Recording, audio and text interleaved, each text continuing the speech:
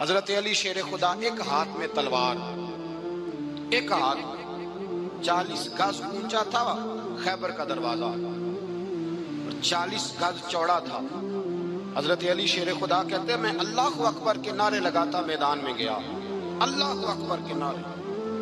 मैं रसूलुल्लाह का भेजा गया तो मैं शान से गया कि मैंने सीधे हाथ में तलवार थी, उल्टे हाथ से पकड़ के मैंने 2-3 दफा दरवाजे को हिलाया और अल्लाह अकबर कह के जब मैंने फेंका तो 40 गज दूर जाके गिरा। अली ने ना कूफे में दावत की लोगों की,